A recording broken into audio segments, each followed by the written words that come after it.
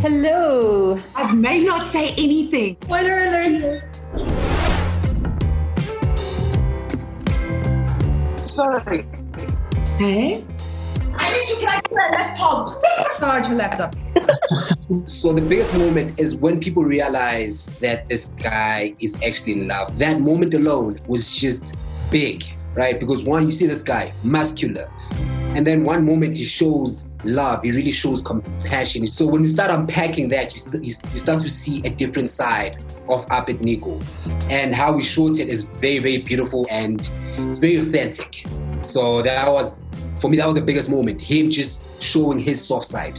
So my characters had two big turning points. First one was obviously the first episode where her husband dies and her whole entire world falls apart. And the next one was when her mother gets shot in a shootout at the tavern. And now this echoes what happened in the first episode when her husband died from the shootout and the hijacking. And now she's had to pull herself together, say, okay, now my mom is gone. Now I'm going to have to take her position and, lead this family and do something. Yeah, those were the two major points. Sure. When she swaps her baby, but she has many turning... It is a spoiler alert. I'm positive. Guys, may not say anything. Run with it. It's now or never. Go. It's actually when it's really like she makes all these decisions, like her moral compass, who is Marika, convinces her like, this is out of character for you. This is not how you are. I know you.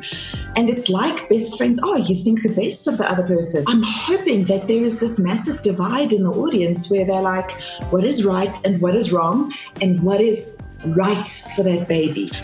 I think that's what our scriptwriters did so well, is there is a big moment like that for each character in every single episode. And I think that's what makes Inconceivable so interesting, is the writers took something that is, on the one hand, seems so black and white and made it very gray. Obviously, this baby belongs with her real birth mother. The characters in the writing gives you the other side of it, and I'm like, well, maybe not. And I think our audience is definitely going to be divided into two camps. I'm calling it hashtag Team Marika or hashtag Team Rachel. And I think that's good storytelling. My character has so many turning points. It's like, it was ridiculous. Like when I read the script, I was like, holy crap, this guy's going through so much. Like his biggest one so far is in episode 3 when he finds out that his high school girlfriend committed suicide. And then in episode 4, you find out that she was actually raped. So then because he's on this relentless journey to just uncover the truth, then he starts questioning if the path he's going down, if, worth it, just uncovering all this truths that he didn't know about. It's, quite an internal conflict for him. The truths that he uncovers it's quite dark and sinister. Turning point for Roxy in Rage, definitely when she walked in on the guy that she's madly in love with and her best friend in bed together. And she was already feeling a lot of peer pressure and struggling to just be herself. And then she walked into the scene and her whole world just crumbled. Probably also they're having a virgin sacrifice at the end. Sorry, hold up now. Huh? Hold up. The horrors that we make in this country are quite horrific. Yeah.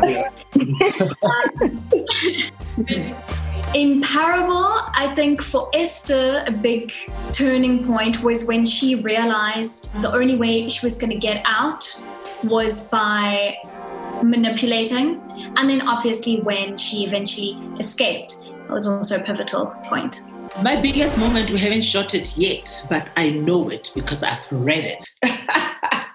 Because of Jemima being mentally unstable, everyone around her tends to not pay attention. When she says something is going to happen, they'll go, oh, there she goes again. Then someone comes to town and to the house of grace. And Jemima could see right through her as soon as she walked in. And this time in the story, nobody listens to Jemima and everything falls apart. What was the question again? when I look at Charlotte's story arc, her whole life is an arc. She was born in a time where the color of her skin meant that she's second to everything in society. She's born a woman as well, which means she's third to society. But I think her biggest one is having achieved everything she wanted to with the school she taught in the township. It's having come into fruition, but not only that, but winning the whole trial of debating against schools that she considered amazing. I'd say the biggest turning point in my character was she started out as a gold digger. She knew that famous rugby players would come to the bar where she was working. And so she wanted to use one of them for their fame so that she could get ahead in her own career in that way. But when she really starts developing feelings for him and she's willing to let everything go for the sake of just being with him, I would say that was the biggest turning point for her, and where she actually really starts growing and maturing and becoming a compassionate human being. But that actually does have a little bit of a turning point when Sonto gets shot, and then she realizes that now she has to submit to Tati. How the hell am I supposed to be submissive to this person who knows nothing about the business, but she's got this business school background, and she wants to apply that to a life of crime. And Mazette is just like, this is practical, baby girl. We go, we do what we do, and we get out there. It's confusing to her that she needs to listen to Tati, who's now her new boss, and it just doesn't make sense to her. It's gonna have to make sense because, she's owning the place now. I'm such a fan. Okay.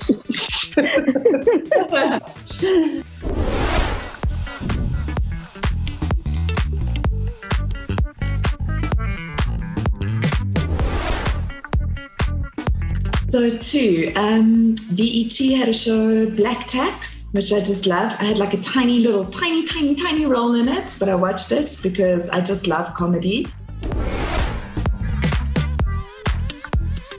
This is where it all comes out. Yeah. I feel like I could reveal too much.